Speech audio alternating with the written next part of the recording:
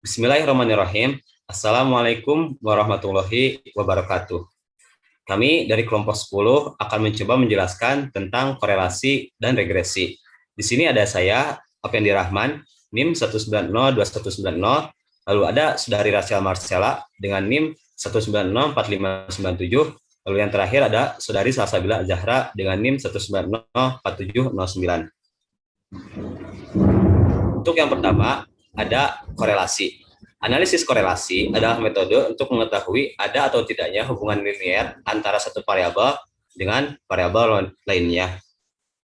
Manfaat dari korelasi sendiri adalah untuk mengukur kekuatan serta arah dari hubungan antara dua variabel atau lebih. Misal, contoh sederhananya adalah untuk mengukur hubungan antara lamanya jam belajar mahasiswa dengan indeks prestasi yang didapat.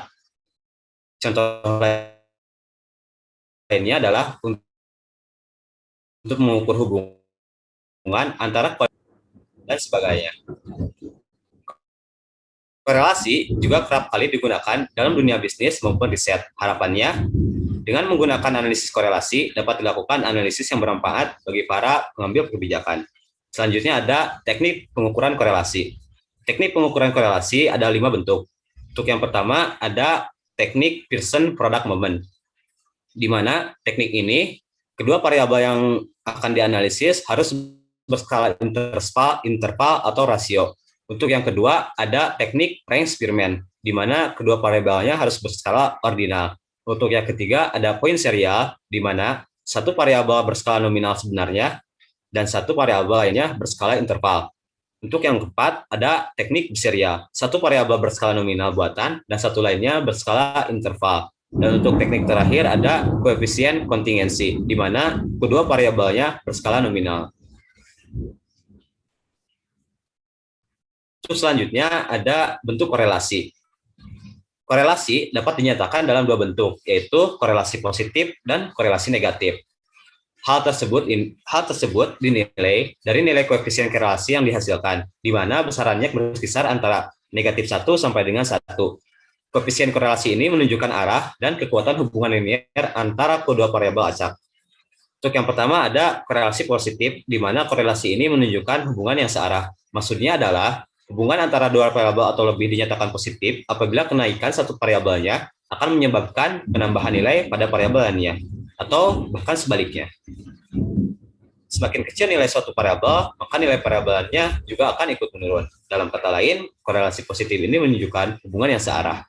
Contohnya adalah terdapat hubungan yang positif antara tinggi badan dengan kecepatan lari, di mana ketika tinggi badan seseorang semakin tinggi, maka kecepatan larinya pun akan semakin cepat. Pun sebaliknya, ketika tinggi seseorang semakin pendek, maka kecepatan larinya pun akan semakin berkurang. Untuk yang kedua, ada korelasi negatif, di mana korelasi ini menunjukkan hubungan yang berbanding terbalik. Maksudnya adalah hubungan antara dua variabel atau lebih dinyatakan negatif apabila kenaikan pada salah satu variabelnya akan menurunkan nilai dari variabel lainnya. Pun sebaliknya, semakin kecil nilai satu variabel, maka akan menyebabkan peningkatan pada nilai variabel lainnya. Dengan kata lain, korelasi negatif ini merefleksikan hubungan yang berbanding terbalik. Misalnya, terdapat hubungan yang negatif antara curah hujan di daerah tertentu dengan penjual es di daerah itu. Sehingga dapat dinyatakan ketika curah hujan di daerah itu semakin tinggi, maka es yang terjual oleh penjual es akan semakin sedikit. Sedangkan ketika cuacanya semakin cerah, maka jumlah es yang terjual akan semakin banyak. Terus selanjutnya ada prosedur menghitung koefisien korelasi menggunakan Pearson Product Moment. Untuk yang pertama itu ada siapkan data yang akan digunakan, pastikan data terdiri atas dua variabel dengan skala interval. Yang kedua, membuat tabel bantu untuk mempermudah perhitungan, di mana berisi kolom variabel X, kolom variabel Y, kolom variabel X dikali variabel Y, kolom variabel X kuadrat, dan kolom variabel Y kuadrat.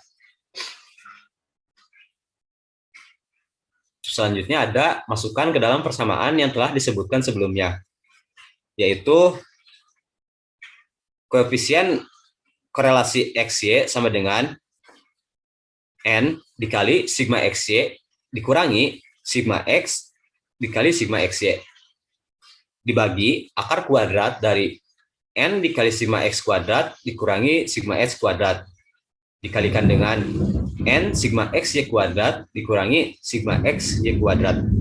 Dan untuk yang terakhir adalah interpretasi nilai koefisien Pearson XY yang dihasilkan sesuai dengan kategorisasi korelasi oleh Sarwono pada tahun 2006. Untuk nilai koefisien korelasi Pearson 0, interpretasinya itu tidak berkorelasi. Sedangkan untuk nilai koefisien Pearson 0 sampai 0,25, interpretasinya itu sangat lemah. Dan untuk nilai koefisien Pearsonnya 0,25 sampai 0,50, interpretasinya itu cukup kuat. Sedangkan untuk nilai koefisien korelasi Pearsonnya 0,50 sampai 0,75, interpretasi itu kuat. Sedangkan untuk nilai koefisien korelasinya 0,75 sampai 0,99, interpretasi korelasinya itu sangat kuat. Dan untuk nilai koefisien korelasi Pearsonnya 1, maka interpretasinya itu sempurna. Contoh kasusnya adalah mengenai perhitungan korelasi antara motivasi belajar siswa dengan hasil belajar siswa. Yang pertama, menyiapkan data yang digunakan, di mana variabelnya itu terdiri dari motivasi belajar siswa yang dilambangkan X dan variabel hasil belajar siswa yang dilambangkan Y. Dengan jumlah data ada 8 data untuk masing-masing variabel. Yang kedua ada membuat tabel bantu perhitungan, di mana kolom variabel X terdiri dari kolom variabel X, kolom variabel Y, kolom variabel X dikali variabel Y, lalu ada kolom variabel X, dan ada kolom variabel Y kuadrat yang nanti akan digunakan dalam perhitungan. Untuk yang ketiga ada menghitung nilai koefisien korelasi Pearson dengan menggunakan rumus yang telah disebutkan tadi. Setelah dimasukkan angka data-data yang didapat, maka didapat nilai koefisien korelasi Pearsonnya itu adalah 0,5610, di mana interpretasi dari nilai koefisien korelasi Pearson dengan nilai 0,5610 ini terdapat korelasi yang sedang dan positif antara kedua variabel motivasi belajar siswa dan hasil belajar siswa. Untuk materi selanjutnya akan dijelaskan oleh rekan saya, Salsabila Ajahra. Ya, baik.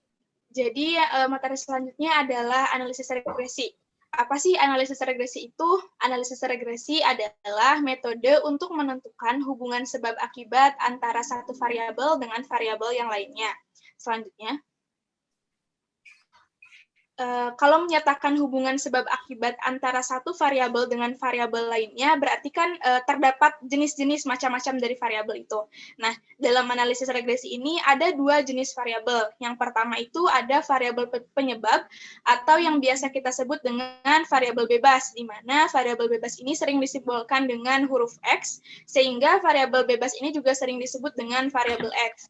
Kemudian yang selanjutnya ada variabel akibat atau yang biasa disebut dengan variabel terikat, di mana variabel terikat ini biasa disimbolkan dengan huruf Y, sehingga variabel terikat ini juga sering disebut dengan variabel Y. Selanjutnya, nah, ada jenis hubungan dari analisis regresi. Sama seperti analisis korelasi yang telah dijelaskan sebelumnya, tetapi agak sedikit berbeda. Untuk analisis regresi ini ada 3 jenis hubungan. Yang pertama itu ada hubungan searah positif, di mana hubungan searah ini diartikan apabila variabel X akan mempengaruhi variabel Y dengan arah yang searah gitu. Jadi jika variabel X-nya bertambah, maka variabel Y-nya akan bertambah pula. Kemudian hubungan yang kedua itu ada hubungan bersifat kebalikan atau negatif. Jadi hubungan bersifat kebalikan ini diartikan apabila perubahan variabel X akan mempengaruhi variabel Y, tetapi pada arah yang berlawanan gitu. Jadi dapat dikatakan ketika variabel X-nya bertambah, maka variabel Y-nya berkurang, ataupun sebaliknya gitu, ketika variabel X-nya berkurang, maka variabel Y-nya bertambah. Nah, kemudian hubungan yang ketiga itu ada tidak ada hubungan gitu. Jadi, dua variabel dikatakan tidak mempunyai hubungan apabila perubahan pada variabel X tidak mempengaruhi perubahan pada variabel Y. Selanjutnya, ada macam-macam analisis regresi. Yang pertama itu ada regresi linear sederhana. Regresi linear sederhana ini merupakan hubungan fungsional antara variabel bebas dan variabel terikat. Nah, persamaan regresi linear sederhana ini dapat dinyatakan sebagai berikut, yaitu Y topi sama dengan A ditambah BX, di mana Y topi merupakan variabel terikat yang diprediksikan, A merupakan konstanta apabila harga X sama dengan 0, dan B merupakan koefisien regresi pengaruh positif atau negatif, dan X merupakan variabel bebas yang mempunyai nilai tertentu. Selanjutnya, nah, yang kedua itu ada regresi nonlinear. Regresi nonlinear ini adalah regresi yang datanya merupakan data yang nonlinear. Gitu. Jadi, tahapan pertama untuk melakukan analisis regresi itu adalah uji linearitas. Kalau misalnya data yang kita analisis adalah data yang linear, maka analisis regresi yang dilakukan adalah analisis regresi linear sederhana. Kalau data yang kita gunakan adalah data yang nonlinear, maka analisis regresi yang kita lakukan adalah analisis regresi yang nonlinear. Nah, terdapat beberapa model regresi nonlinear. Yang pertama itu ada parabola kuadratik yang persamaannya dinyatakan sebagai Y topi sama dengan A ditambah BX ditambah CX kuadrat. Kemudian yang kedua itu ada parabola kubik, di mana persamaannya dinyatakan yaitu Y topi sama dengan A ditambah BX ditambah CX kuadrat ditambah DX pangkat 3. Kemudian ada model eksponen yang persamaannya dinyatakan Y topi sama dengan A, B pangkat X. Kemudian ada model geometrik yang persamaannya dinyatakan dengan Y topi sama dengan AX pangkat B. Selanjutnya, ya. Kemudian ada model Gompert yang persamaannya dinyatakan Y topi sama dengan P, Q pangkat BX. Kemudian ada model logistik yang persamaannya dinyatakan dengan Y topi sama dengan 1 per A, B pangkat X. Kemudian ada model hiperbola yang persamaannya dinyatakan Y topi sama dengan 1 per A plus BX. Selanjutnya, nah, jenis regresi yang ketiga ada regresi ganda. Dalam suatu kasus penelitian, sering terjadi data pengamatan yang memiliki variabel bebas lebih dari satu. Maka dari itu, untuk mengetahui hubungan antar variabelnya menggunakan analisis regresi ganda. Persamaan analisis regresi ganda untuk K variabel bebas adalah sebagai berikut. Y topi sama dengan A0 ditambah A1X ditambah A2X ditambah titik-titik ditambah AK pangkat AK XK. Selanjutnya, ya, yang selanjutnya ada metode penggambaran analisis regresi. Yang pertama itu ada metode diagram pencar. Fungsi dari metode diagram pencar ini adalah membantu menunjukkan apakah terdapat hubungan yang bermanfaat antara dua variabel. Selain itu, juga membantu menetapkan tipe persamaan yang menunjukkan hubungan antara kedua variabel tersebut. Nah, di layar ada gambar yang dicantumkan itu merupakan metode contoh diagram pencar. Nah, pada gambar yang pertama yaitu pada gambar pojok kiri atas itu ada regresi linear yang positif, kemudian pojok kanan atas ada regresi linear negatif, pojok kiri bawah ada regresi nonlinear, dan pojok kanan bawah ada regresi yang tidak berhubungan. Selanjutnya, nah, yang kedua itu ada metode jumlah kuadrat terkecil. Untuk menempatkan garis regresi pada data yang diperoleh, maka digunakan metode kuadrat terkecil, sehingga digunakanlah persamaan analisis regresi yang telah dijelaskan sebelumnya. Selanjutnya, nah, ada langkah-langkah melakukan analisis regresi secara manual. Nah, yang pertama harus kita lakukan adalah mencari koefisien regresi B dengan menggunakan persamaan berikut. B sama dengan N sigma XY min sigma X sigma Y per N sigma X kuadrat min dalam kurung sigma X kuadrat. Kemudian mencari harga Y ketika X sama dengan 0 yang disimbolkan A menggunakan persamaan berikut. A sama dengan sigma Y min B sigma X per N. Kemudian dimasukkan ke dalam persamaan yang telah dijelaskan sebelumnya. Selanjutnya,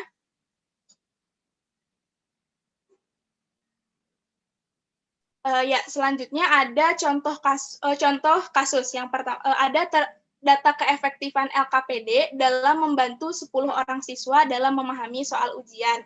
X menyatakan jumlah soal LKPD yang diisi, dan Y menyatakan jumlah soal benar yang diisi oleh siswa saat ujian.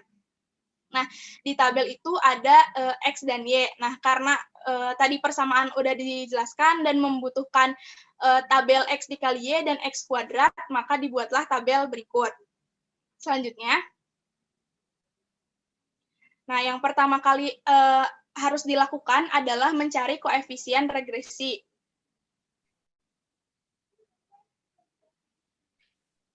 Nah, seperti yang telah dijelaskan sebelumnya, koefisien regresi itu disimbolkan dengan B. Seperti yang bisa dilihat di layar, bahwa setelah dihitung nilai B-nya itu adalah 0,73, dan yang selanjutnya menghitung A, seperti yang dapat dilihat di layar, bahwa nilai A-nya itu sama dengan 6,63. Nah, kemudian kita memasukkan hasil A dan B tadi ke dalam persamaan regresi linear. Jadi data yang contoh kasus yang digunakan saat ini adalah contoh kasus pada data yang linear gitu. Jadi persamaan yang digunakan juga persamaan yang linear. Tadi kan persamaannya itu Y topi sama dengan A ditambah BX gitu. Jadi dimasukkan Y topi itu sama dengan 6,63 ditambah 0,73X. Apa sih makna dari persamaan ini? Nah, jadi makna dari persamaan ini adalah jika jumlah soal LKPD yang diisi atau yang disimbolkan dengan X adalah 0, maka jumlah soal benar yang diisi saat ujian itu yaitu 6,63. Dan makna dari nilai koefisien regresi 0,73 adalah untuk setiap X atau jumlah soal LKPD yang diisi bertambah satu soal, maka rata-rata jumlah soal yang benar saat mengisi ujian atau yang disimbolkan dengan Y bertambah 0,73 soal. Selanjutnya akan menjelaskan cara menggunakan SPSS. Selanjutnya kita masuk ke pengerjaan melalui aplikasi SPSS. Sebelumnya kita buka dulu aplikasi SPSS-nya. Nah, ketika kita pertama kali buka, bakalan muncul pertama kali itu data view-nya. Bisa dilihat di sini masih tertulis variabel-variabel. Nah, karena kita pakai dua variabel, kita buka dulu variabel view-nya biar kita tulis dulu. Di sini kita masukkan variabel X, kemudian di sini kita masukkan variabel Y-nya. Gitu.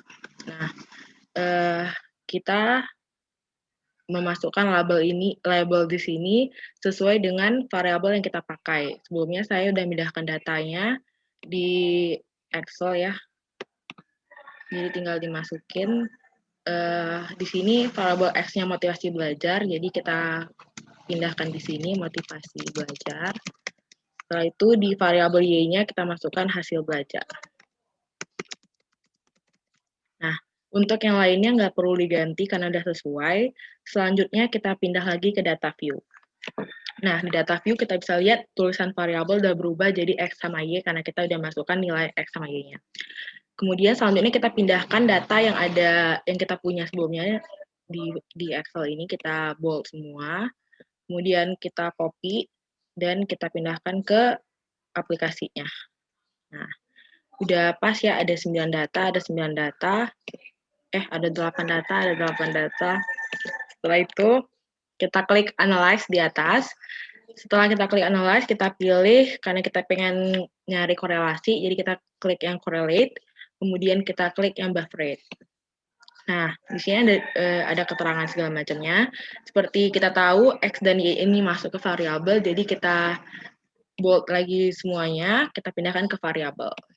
Nah, jangan lupa untuk menconteng percent sama total sama flag signification correlation.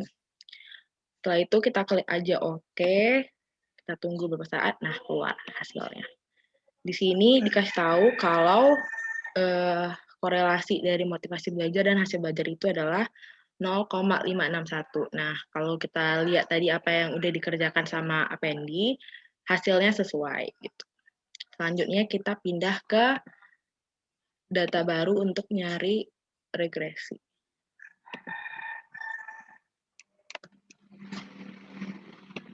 Nah, di sini kita klik juga data regresinya. Setelah itu, kita masukin lagi ulang, kan di sini langsung data view, kita klik variable view-nya, kita klik lagi di sini X, kita klik lagi di sini Y, setelah itu keluar sama di labelnya kita masukin lagi seperti yang tadi, di sini X-nya adalah jumlah soal LKPD yang diisi, kemudian di variabel Y-nya adalah jumlah soal yang benar. Nah, setelah itu yang lainnya masih sama, semua sama. Setelah itu kita pindah lagi ke data view. Di sini kita besarkan dulu. Kita masuk ke data view, seperti biasa kita kopikan dulu data yang sebelumnya ada di Excel tadi. Kita copy. Semuanya ada 10 data, kita copy, kita masukkan lagi di sini. 10 data, udah kita pastikan sama, kita klik lagi analyze. Kemudian di bawah Corel tadi ada regression, kita klik karena kita mau pengerjaan yang linear, kita klik yang linear. Nah, habis itu ada dependent sama independent nih. Nah, tadi udah dijelaskan sama Salsabila kalau variabel X itu masuk ke bebas, sedangkan kalau Y itu masuk ke terikat. Nah, jadi kita masukkan jumlah soal LKPD ini ke independent, dan jumlah soal yang benar itu ke dependent. Nah, setelah itu sesuai segala macam, nggak ada yang diubah, kita klik OK. Nah, keluar nih nilai regresinya. Di tabel yang pertama ini simpel aja sih, sebenarnya mereka ngebahas tentang yang masuk ke variabel dependent itu jumlah soal yang benar, kemudian dikasih tahu kalau yang masuk ke independent variable itu jumlah soal LKPD yang diisi. Kemudian dikasih tahu kalau kita pakai metode enter. Lanjut ke tabel kedua, model summary, di mana kalau tabel ini tuh menjelaskan besarnya nilai korelasi, yaitu sebesar 0,864. Kemudian diperoleh juga nilai koefisien determinasinya, yaitu R-square, yaitu 0,746. Selanjutnya kita masuk ke tabel ketiga, yaitu ada ANOVA. Biasanya ANOVA itu dipakai untuk regresi ganda. Namun karena kita tidak membahas regresi ganda saat ini, kita yang simpelnya aja, sederhana.